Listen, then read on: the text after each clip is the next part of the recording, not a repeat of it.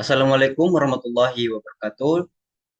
Perkenalkan nama saya Eduardo dengan NPM 2375838. Di sini saya akan eh, mempresentasikan hasil laporan praktikum analisis data menggunakan Tableau. Di sini saya menggunakan data log analisis. Eh, apa itu data log analisis dan apa tujuannya? Tujuan dari data log analisis yang pertama itu adalah pemantauan kinerja, yang kedua deteksi kesalahan dan blunding, yang ketiga keamanan, dan yang keempat audien dan kepatuhan, dan yang kelima adalah perencanaan kapasitas. Hmm, untuk deteksi kesalahan dan blunding itu mencetak kesalahan atau masalah yang terjadi dalam sistem aplikasi ataupun jaringan. Dan untuk keamanannya itu mengidentifikasi potensi ancaman keamanan seperti akses tidak sah, aktivitas malware, ataupun serangan denial of service atau DOS. Untuk audit dan kepatuhan itu log analisis digunakan untuk mematuhi peraturan dan persyaratan audit dengan menyediakan rekaman terperinci dari aktivitas sistem dan interaksi pengguna untuk memenuhi standar keamanan atau perantaraan tertentu. Dan yang kelima itu adalah perencanaan kapasitas. Nah, untuk perencanaan kapasitas sendiri itu menganalisis tren penggunaan sumber daya untuk merencanakan kebutuhan kapasitas di masa depan, seperti menambah server ataupun memperluas infrastruktur cloud. Langsung saja kita ke visualisasi awal dalam tab. Untuk visualisasi awal dalam Tableau itu grafik menunjukkan adanya kesalahan atau duplikasi dalam data. Ini perlu kita eh, bersihkan sebelum dapat diambil kesimpulan dan validasi mengenai kinerja kepemilikan kesempatan. Selanjutnya ada komponen visualisasi.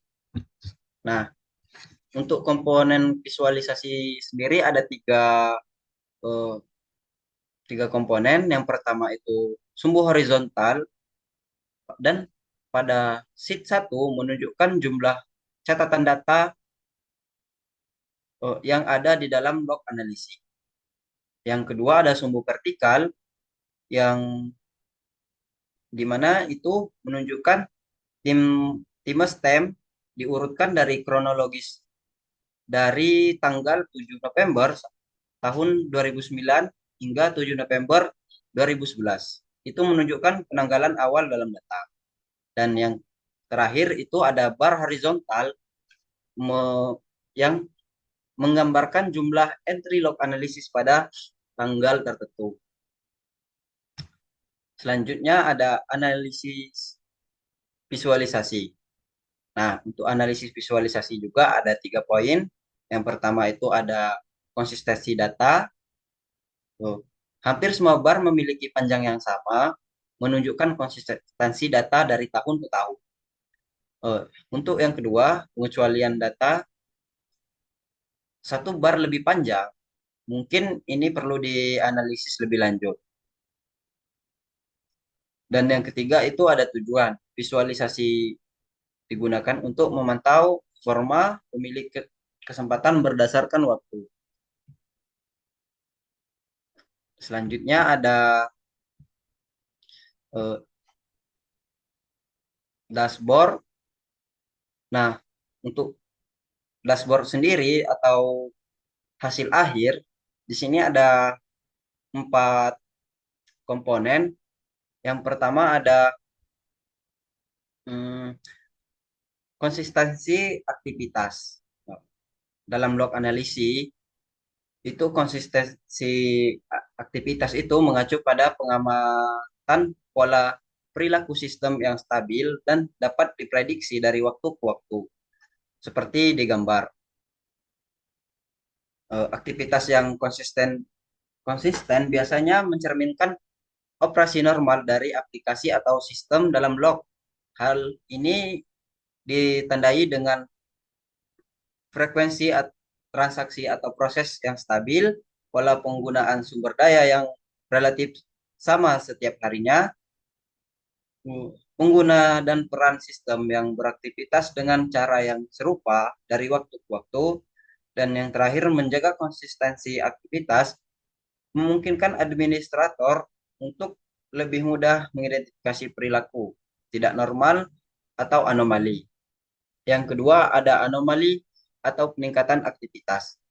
Nah, untuk anomali dan peningkatan aktivitas itu sendiri, yang pertama itu ada anomali adalah definisi signifikan dari pola aktivitas yang biasanya terjadi. Nah, peningkatan aktivitas biasanya dianggap anomali jika terjadi tiba-tiba dan tidak diduga. Dalam log analisis, anomali dapat berupa lonjakan aktivitas yang dimana itu peningkatan tajam dalam permintaan ataupun penggunaan sumber daya seperti CPU, memori, ataupun bandwidth. Yang kedua, eh, akses tidak biasa seperti munculnya pengguna atau IP yang tidak dikenal oleh sistem. Dan